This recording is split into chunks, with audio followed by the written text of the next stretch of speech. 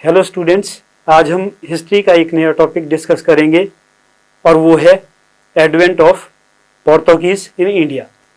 आपको पता है कि यूरोपियंस के भारत में आने से पहले मेडिवल इंडिया में सल्तनत एज और मुगल पीरियड का टाइम था। अगर हम लोधी डायनेस्टी की बात करें तो लोधी डायनेस्टी के टाइम में क्या हुआ था कि जो पोर्तुगीज है वो इंडिया में आने लगे थे और पहला जो पोर्तुगीज था जो इंडिया में आया था वो वास्को डी गामा था। तो एक्चुअली क्या था कि पोर्तुगीज जो राजा था मैनुअल, वो इंडिया के साथ व्यापारिक संबंध बनाना चाहता था और इसके लिए उसने क्या किया था, जो नेविगेटर्स थे पोर्तुगीज उनको प्रमोट किया था और उनको फाइनेंशियली सपोर्ट दिया और जिससे क्या था उन्होंने इंडिया की तरफ मार्ग ढूंढने का प्रयास किया था। और वास्को डी गामा के आने से पहले क्या हुआ था कि एक बार्थोलोम्यू डायज नामक एक पोर्तुगीज था, वो अफ्रीका के सदर्न मोस्ट टिप तक आ गया था, जिससे हम केप ऑफ गुड होप कहते हैं। उसके बाद ही 1498 ईस्वी में Vasco da Gama Cape of Good Hope होते हुए क्या था, इंडिया के कालीकट में पहुंच गया था।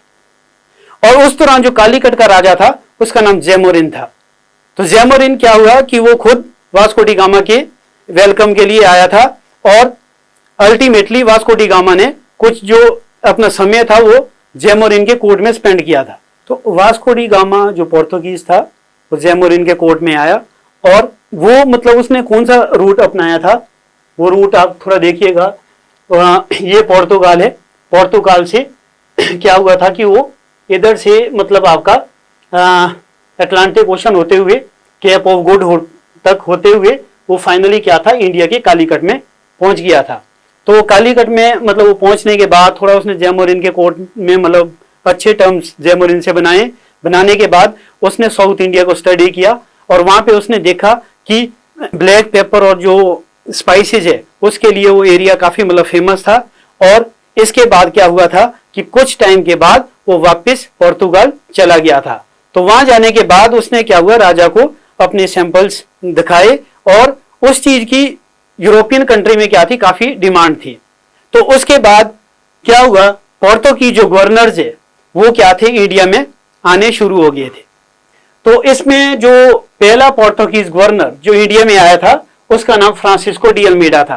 फ्रांसिस्को डी अल्मीडा ने क्या किया था कि इंडिया में जब वो आया जैमोरिन से परमिशन लेने के बाद उसने क्या किया था, कुछ एक एरिया को अपने कंट्रोल में ले लिया था।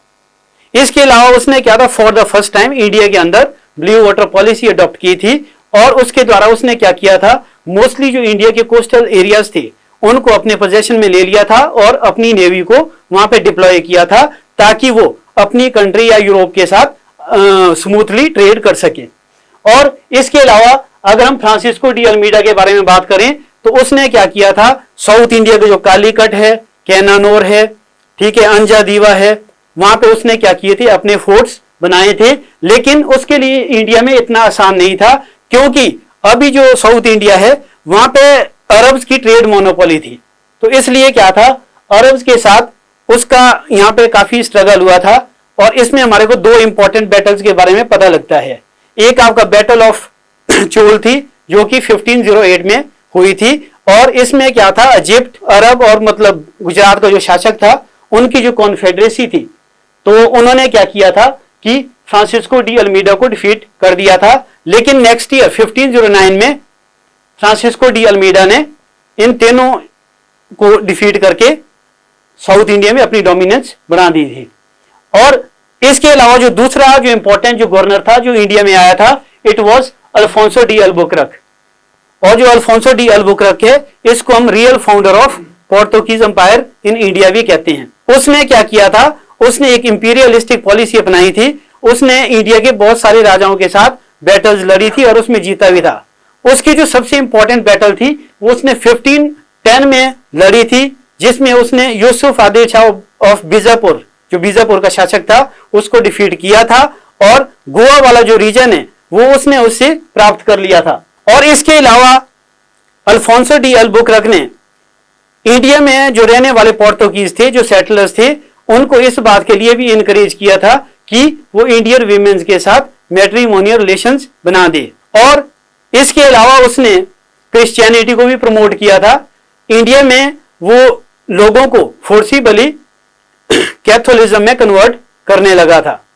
लेकिन उसकी सबसे बड़ी अचीवमेंट थी, उसने क्या किया था कि सती जो सिस्टम है उसको अपने रीजन में एबोलिश किया था। तो ये कहीं ना कहीं उसकी एक बहुत बड़ी अचीवमेंट थी। नैनो डी कोना ने क्या किया था कि साउथ अफ्रीका में उसने मुम्बासा नामक एक रीजन को ऑक्यूपाई किया था। इसके अलावा उसने गुजरात का जो शासक है उससे दीव वाला जो रीजन है वो हासिल कर लिया था।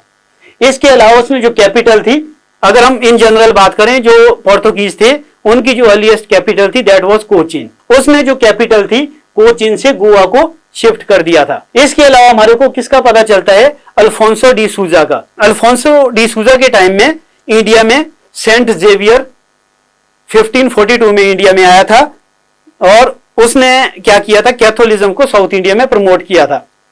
इंडिया का जो सबसे बड़ा चर्च है जिसको हम सेंट कैथेड्रल चर्च है वो भी उसी के द्वारा बनाया गया था और इंडिया में काफी सारे लोगों ने उसके इन्फ्लुएंस में क्या था, क्रिश्चियनिटी को अडॉप्ट किया था।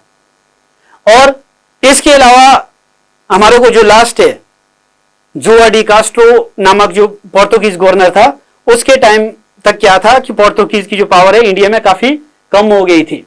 और इसके अलावा जैसे पोर्तुगीज है उन्होंने हमारे को काफी सारी चीजें मतलब दी है। जैसे मैं कह सकता हूं कि जो इंट्रोडक्शन ऑफ टोबैको कल्टीवेशन है that was for the first time introduced by Portuguese in India. इसके अलावा जो पोटैटो कल्टीवेशन है वो भी पोर्तुगीज ने ही इंट्रोड्यूस करी थी। आयुर्वेदा या मेडिसिनल प्लांट के ऊपर जो साइंटिफिक वर्क है वो for the first time India के अंदर किसने किया था, पोर्तुगीज ने। Introduction of printing press that was also the biggest achievement of Portuguese in India. अब इंडिया में क्या हुआ था, पोर्तुगीज ने लगभग 1961 तक रूल किया था। वैसे अगर देखा जाए और इसमें हमारे को यह पता लगता है कि जो पोर्तुगीज थे उनके इंडिया में मतलब फॉल के कॉजेज क्या थे। वैसे तो हमारे को यह पता लगता है कि जब वो स्टार्टिंग में आए थे बिल्कुल उनकी ट्रेड मोनोपोली थी और जो मुगल जो रूलर्स है वो भी कहीं ना कहीं उनके इन्फ्लुएंस में थे। तो अगर हम उनके फॉल के कॉजेज की बात करें तो उसमें हमारे को एक तो सबसे बड़ा जो कॉज था that was the occupation of Portugal by Spain in 1580।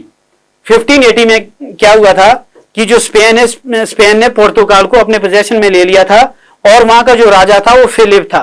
Philip ने क्या किया था, वो जो इंडियन एक सेटलमेंट था या डोमिनियन था उसको इग्नोर किया था और इसलिए भी क्या हुआ था कि यहाँ पे जो गवर्नर्स थे उनको उनके स्टेट की तरफ या कंट्री की तरफ से कोई सपोर्ट नहीं मिला था जिससे उनकी पोजीशन वीक हो गई थी।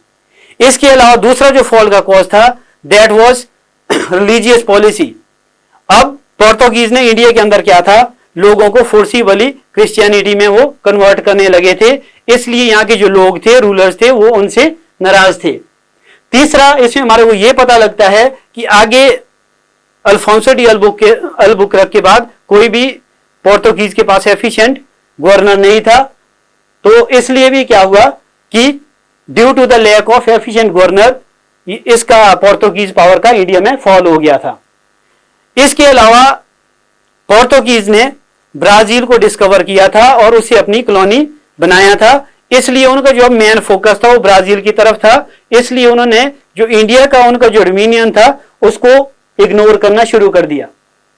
इसके अलावा अगर हम डच पावर की बात करें तो डच पावर ने क्या किया था कि जो मैरीटाइम ट्रेड है, मैरीटाइम ट्रेड में पोर्तुगीज की डोमिनेंस को खत्म कर दिया था और उन्होंने मालाबार कोस्ट में जितने भी इनके फोर्ट्रेसेस थी सबको अपने पोजेशन में ले लिया था। इसके अलावा मुगलों ने भी क्या किया था कि इनके बहुत सारे रीजन को के ऊपर अपने गवर्नर्स के थ्रू कब्जा कर लिया था जिससे इनकी पोजीशन वीक हो गई थी। पोर्तुगीज ने इंडिया के अंदर कार्टेज सिस्टम को अडॉप्ट किया था और ये कार्टेज सिस्टम क्या होता था कि इनके रीजन से जब भी कोई दूसरे रूलर का या पावर का कोई मतलब जहाज गुजरता था तो उनको क्या करना पड़ता था, पोर्तुगीज पावर से या गवर्नर से एक ऑफिशियल लेटर लेना पड़ता था। तो ये जो सारे कारण है ये इनके फॉल का कॉज बने थे। और इसके अलावा हमारे को यह भी पता लगता है कि फाइनली जो पोर्तुगीज थे दे वर confined to Goa, Daman and Diu, ठीक है। और लेकिन धीरे धीरे वहां पे क्या हुआ था कि उनके अगेंस्ट वहां पे एक त्रिस्ताओ ब्रगांजा कुना था, उसकी लीडरशिप में गोवा में एक मूवमेंट चला था। लेकिन जब वहां पे एक डिसऑर्डर क्रिएट हो गया था तो इंडियन आर्मी ने वहां पे क्या किया था, ऑपरेशन विजय के द्वारा उस रीजन को अपने पोजेशन में ले लिया था। और इस तरीके से ही आज हमने पोर्तुगीज के बारे में डिस्कस किया है और कल हम फ्रेंच के बारे में डिस्कस करेंगे।